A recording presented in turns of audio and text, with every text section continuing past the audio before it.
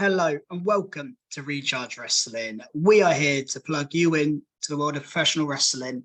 I'm Keeney, and today I'm going to run through the match card for Backlash and give my predictions, and also just give a lay of the land of where I think the draft is at the moment and what I see happening going forwards. But I'm going to kick off with the predictions first, because I think this is a fairly straightforward pay-per-view, PLE.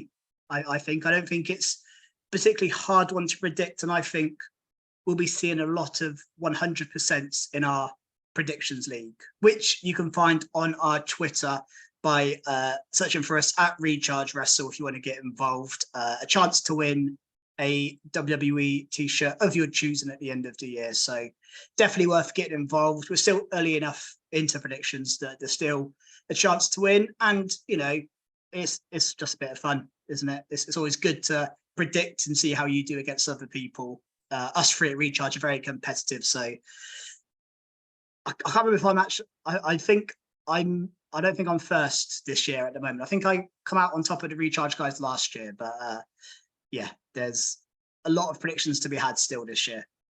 So getting into this one, I'm just going to go bottom to top, go for my predictions, and if there's any interesting points from the matches, I'll go through them. But there's not a lot actually from this pay-per-view. So first up, Seth Rollins v Omos. I'm going Seth Rollins. I don't know why this match is happening. I don't think either of the two competitors know why it's happening. Literally no build to this match. They had a chance to mention each other on Raw. They didn't. So this one feels like completely pointless. I guess it's a big person for Rollins to beat before he goes towards that World Heavyweight Championship. So that's the only reason I can think this match is happening. But yeah, completely pointless match, and I'm going for Rollins. Austin Theory v Bobby Lashley v Bronson Reed in a US title triple threat match. Again, not great build for this one. The real feud between Bronson Reed and Bobby Lashley, and I think just having a one-on-one match of those two would have been more appealing than throwing Theory in for the US title. Because I actually think Theory's going to retain here. I don't really see why they'd take the belt off him. Obviously, the belt's moved to SmackDown now, and obviously Bronson Reed stayed on Raw, so that's kind of rules Bronson Reed out of winning this. And I just think Lashley is probably more likely to challenge for a main title against Roman than Austin Theory is. So I think Theory retains here. And Lashley's had the belt recently. I don't really see why to give back to him. Bianca Belair, Io Sky for the Raw Women's Championship. Two SmackDown competitors. Two people that have been embroiled in a feud since SummerSlam last year. So it's been going on and on and on, this one. It's a bit more interesting because it's been Belair and Bayley, or Bayley and Becky. So it's nice to see Io Sky get a bit of the limelight. I think this could be match of the night. I think this will be an absolute banger. But I'm going for Bianca Belair to retain because, yeah, I think there's a story to be played out with Damage Control away from Belair. And I think that's what's going on next for Io Sky. The next match I've got down here is Solo Sikoa and the Usos against KO, Sammy, and Riddle. All finally drafted apart. The Bloodline on SmackDown, KO, Sammy, and Riddle all on Raw. So this is probably the end of this feud after this. But the storyline here is the Bloodline, and more importantly, Solo and the Usos. Now, they're going to pull the trigger soon on Solo attacking the Usos. Whether that's here or not, I think it's up for debate. I would actually, if I'm booking, I would do it here. I'd have Solo not betray the Usos, but, you know, he's been trying to attack them for a few weeks now. But Solo to pull the trigger on the Usos. And you either do it where Solo takes out one of the Usos mid-match and causes them to lose, or one of the Usos loses the tag match and Solo walks off furious and either attacks him after, or it leads on to SmackDown the next week. So I'm going KO, Sammy, and Riddle to win. And I don't think you want your tag champs to lose. And I mean, Solo doesn't get the pin, doesn't get pinned. So for that reason, it's fine. The next one is the Raw Women's Championship. between Raw's Rhea Ripley and no, sorry, it's the SmackDown Women's Championship, but it's Raw's Rhea Ripley who's a champion and Selena Vega from SmackDown. And it's in Puerto Rico, so it's Selena Vega's hometown or home country. So there is a chance, but I think it's very minimal, and I just can't see. They'd be mental to take the belt off of Rhea Ripley at this point after winning it at Mania, and I just think her being a dominant champion on Raw is the way to go. So Rhea Ripley to retain. The next two are actually the two hardest to predict. I think those first 5 are fairly straightforward, in my opinion. The next two, though, we've got Bad Bunny v Damian Priest in a street fight, San Juan street fight. And I'm going to say Bad Bunny wins this match because he doesn't wrestle often and it's in Puerto Rico. He's the host of the PLE, so it makes complete sense for Bad Bunny to win. Priest, though, has been built up quite strongly recently, and there is a chance Priest could do it, but I do think Bad Bunny is going to win this one. So I'm going Bad Bunny and fully expect everyone to get involved in this match. And the last match is Cody Rhodes v Brock Lesnar, which I'm not quite sure why it's happened. It's really cool because it's a complete first-time match. Two of your biggest stars in the company. Like, there's a lot going for this match. Storyline's a bit weak. I don't really know why Brock attacked Cody. It does sort of make sense to me. It's just, yeah, a weird build, and I don't think it needed to happen. I guess it takes Cody away from the Universal WWE Championship, Undisputed, whatever it's called now. It keeps Cody away from that and Roman for a bit and keeps him sidelined.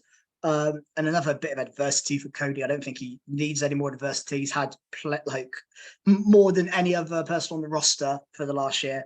But I think the reason this match could be happening is, again, a bit like Rollins with Omos, is Cody to get a really credible victory as he then pushes towards that World Heavyweight Championship. So for that reason, I'm going Cody Rhodes to beat Brock. Obviously, Brock could win. I just don't really see what they get from Brock winning. I mean, I guess, again, you get a bit more of adversity on Cody, but I really don't think it will affect Cody massively either way. So for me, I think Cody Rhodes should win. So they're my predictions. I will post them on Twitter as well, which is where you'll post your predictions if you get involved. So check them out on there. Then I'm just going to do a quick few minutes on the draft. Now the dust is settled, we've got all the draft picks sorted. I'm just interested in seeing the lay of the land for Raw and SmackDown. And actually, the first point I want to bring up is this World Heavyweight Championship. It's vacated title. I'm pretty sure, 99.9% sure, it's exclusive to Raw. Whichever brand Roman to, that was their main title, and then this new vacant title would go to the opposite brand, which turned out to be Raw. But then on SmackDown last night, we heard AJ Styles on commentary during the OC's tag match with the Viking Raiders, saying that he wants to go after it, and they basically confirmed the tournament would take place on Raw and SmackDown. There'd be a Raw side and a SmackDown side, and then the winners would face each other at Night of Champions in Saudi Arabia, which just, what the hell are they doing? It just makes no sense to me, because they've just gone against what they said originally to change it like that. I really don't like that. That is my skid mark. That is a big skid mark for me. When I heard that, I was like, nah, come on, this is ridiculous. You cannot have SmackDown competitors going for it because it's a Raw exclusive belt. You created it to give another belt for Raw. So what happens if, storyline wise, AJ Styles wins for a SmackDown competitor? Then you've got a SmackDown competitor on Raw, and straight away, this whole draft you've just spent 2 nights and however many weeks building up to is just made a joke of straight away. So it's a terrible idea, I believe. I really strongly think this is a terrible idea. It's just a shame because I thought the way they built the Raw roster actually was quite cool. I thought with this in mind, I was like, there's some, quite good competitors going for it. So if we look at like the top of the Raw card, Cody Rhodes, you've got Drew, Shinsuke's been booked fairly strongly, Seth, Balor, Bronson Reed, Gargano, you've got Riddle, you've got The Miz, Gunter, who's obviously the IC champ. So JD Madonna, I mean, Apollo Crews, how strongly will they push Apollo? And who knows with people like Odyssey Jones and Riddick, that's what they got planned for those. But it's a fairly strong top of the card. And I thought there's a real chance here for, you know, you can get a decent eight-man tournament out of those names. Easy. So yeah, just a real odd one. But I'm assuming, I mean, what, we're like 3 weeks away. I'm just trying to look now when, so the pay-per-view, or PLE, sorry, is on the last weekend of May. So you've got, yeah, you got 3 Raws, 3 SmackDowns before then. So the tournament's got to be over quick. Will it be an 8-man tournament on each brand, or will it be a 4-man on each brand, or will it have multi-man matches and then decide a final? I don't really know the whole, and I guess we, you know, none of us know the ins and outs of it all, but yeah, really confusing how they're going to do it. But I think Raw men's division is pretty strong, and obviously, like, the draft is really good for people like Gunter because he goes over to Raw. All of a sudden, you've got Gunter v Riddle opens up. You've got Gunter, well, actually, I was about to say Gunter Nakamura, that's already happened. Gunter JD opens up. Gunter Balor, Seth Gunter, obviously Cody Gunter. We saw a bit of a hint of that in the Royal Rumble. Gargano Gunter. So there's a lot of interesting matchups on Raw that could come from that switch. I think that was a good idea. And also, you've got also Sammy and KO on Raw. But I'll get to the tag division in a minute. We move to the women's division in Raw. And obviously, another skid marquee type thing for me is the fact they've swapped the Raw and SmackDown women's champions across again, which then is stupid because it means, I mean, the promo on SmackDown from Belair, she was like, oh, I'm your longest reigning women's champion. She couldn't say Raw women's champion because she's about to be the SmackDown women's champion, I presume.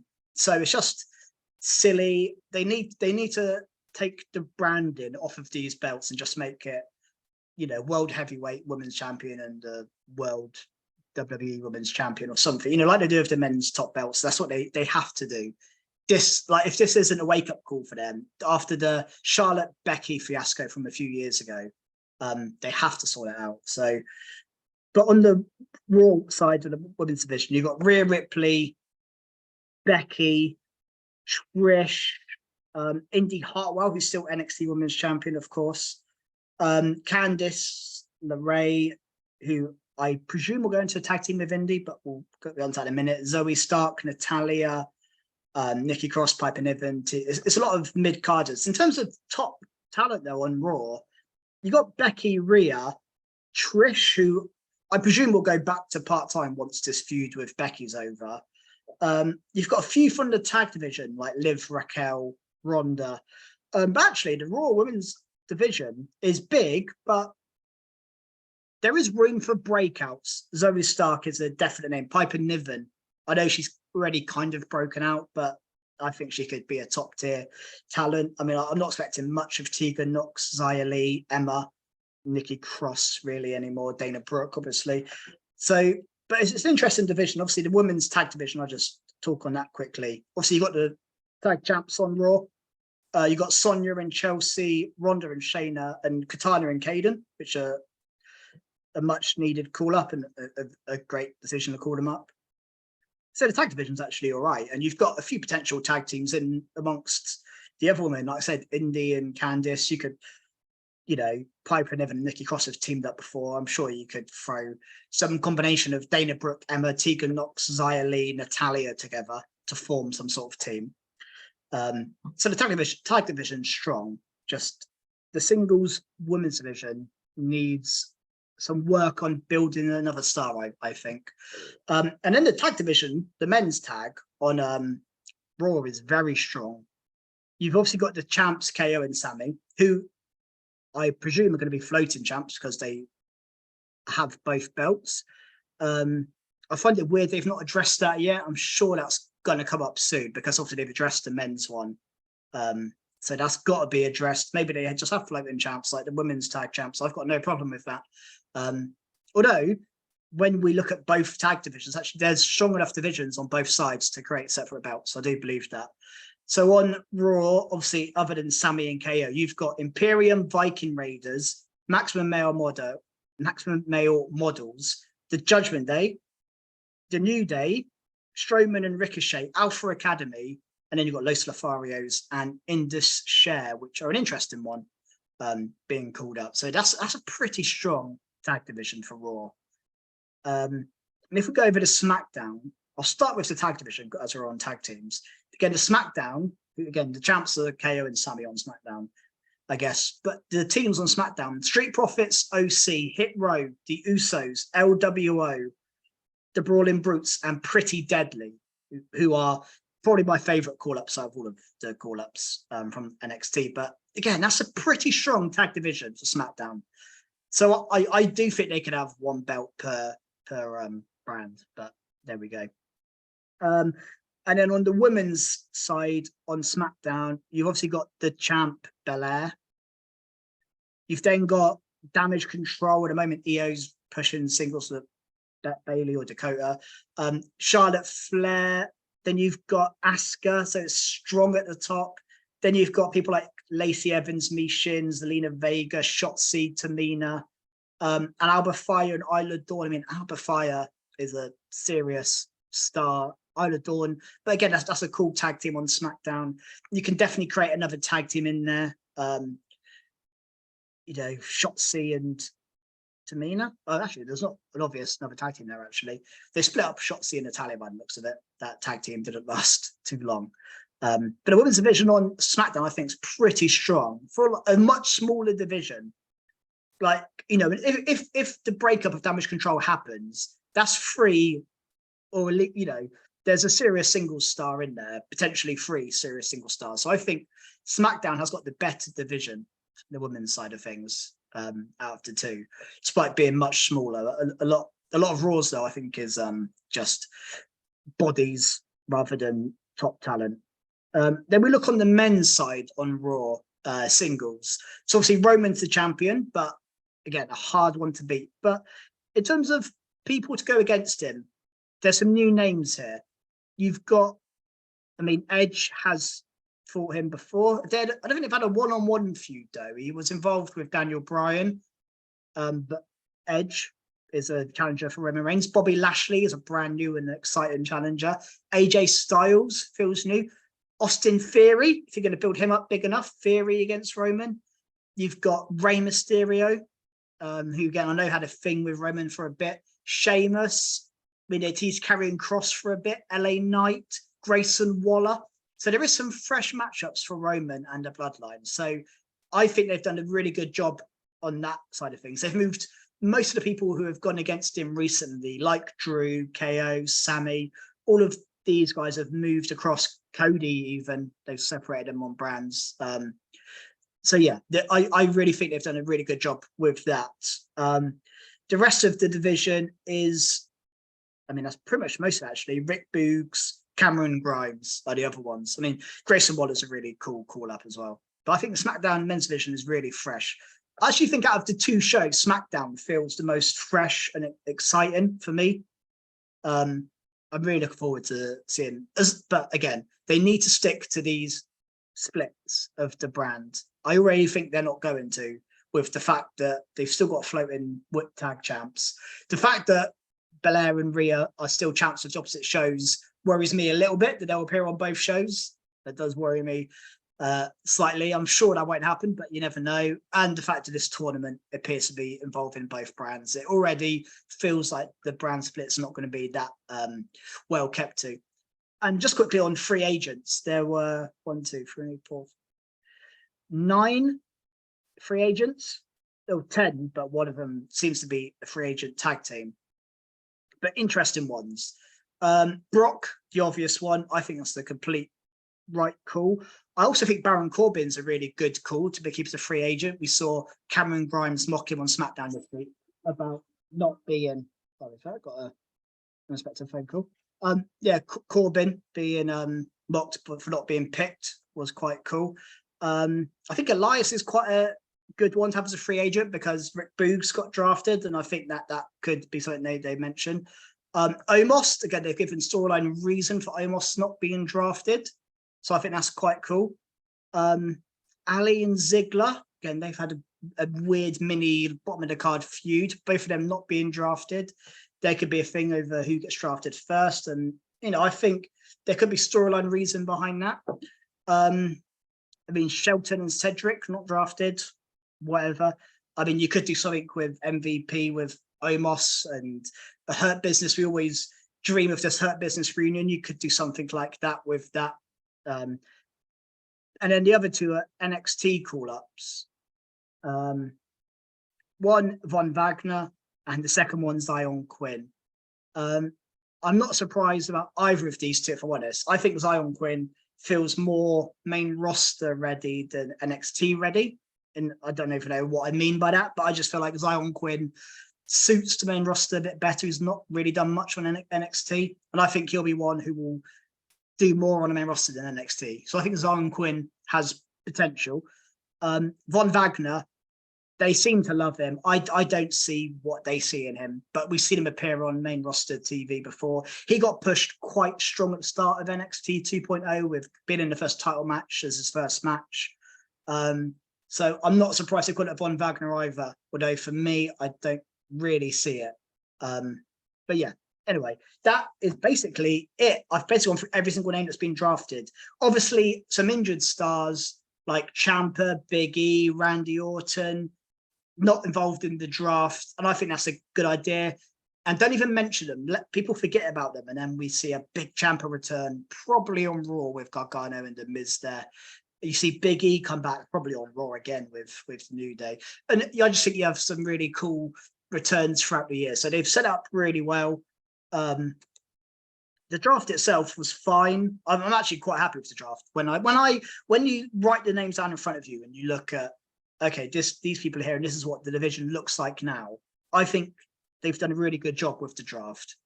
They just need to keep to it. So we'll see how that goes. Yeah, looking forward to Backlash. I'm looking forward to Backlash being over. Like, I think the pay-per-view itself will be good. I think we'll have some really good matches out of it.